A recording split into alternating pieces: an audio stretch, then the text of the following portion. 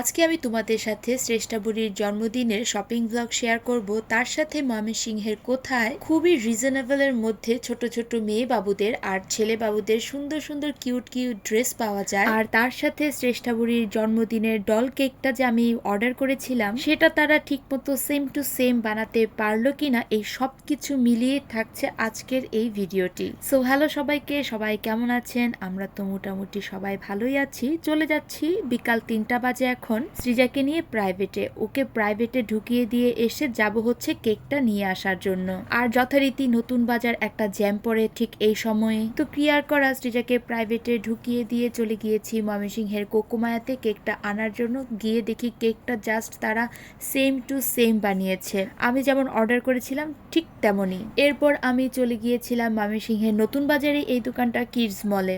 এই প্রথম আমি কিডস মলে গিয়েছি, গিয়ে দেখি ছোট ছেলে মেয়েদের এত সুন্দর সুন্দর জামা কাপড়, ছোট ছোট বাবুদের মেয়েদের স্পেশালি অনেক সুন্দর সুন্দর কালেকশন। আমার কাছে এই ব্লু কালার ড্রেসটা ভালো লেগেছে, তার সাথে ইয়েলো কালারটাও ভালো লেগেছিল। ব্লু কালার ড্রেসটা একটু হেভি ছিল বলে আমি নেইনি, তাই ইয়েলো কালার ড্রেসটাই নিব। তার সাথে আরো বেশ কিছু ড্রেস দেখছিলাম আর তোমাদের জন্য একটু ভিডিও ক্যাপচার করে নিয়ে এসেছি, তাহলে তোমরাও একটা আইডিয়া করতে পারবে যে অ্যাকচুয়ালি কিডস মলে কেমন টাইপের জামা কাপড় পাওয়া যায়। আমার কাছে কিন্তু কিডস মলে সবগুলো ড্রেসই মোটামুটি ভালো লেগেছে আর খুবই রিজনেবলের মধ্যে ছিল।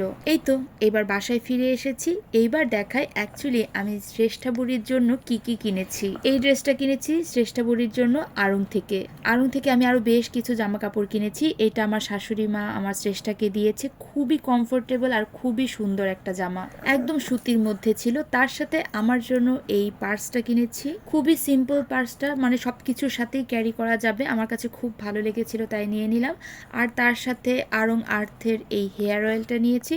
এই ছিল আড়ংয়ের কেনাকাটা। আর কিডস মল থেকে শুধু ওই ইয়েলো কালার ড্রেসটাই নিয়েছি, তার সাথে একটা ইয়েলো কালার প্যান্টও নিয়েছি। খুবই সুন্দর ছিল ড্রেসটা, আমার কাছে এক দেখাতেই পছন্দ হয়ে গিয়েছিল। শ্রেষ্ঠা বুড়ির জন্মদিনের জন্য এই দুটো জামাই নিয়েছি। আর জামাগুলো নিয়ে আসার সাথে সাথে শ্রেষ্ঠা পরে ফেলেছিল, তাই জামার হাতাগুলো একটু ভেতরে ঢুকেছিল, তাই আমি একটু ঠিক করে দিচ্ছি। এরপরে শ্রেষ্ঠা বুড়ির জন্মদিনের কেক কাটতে যাব।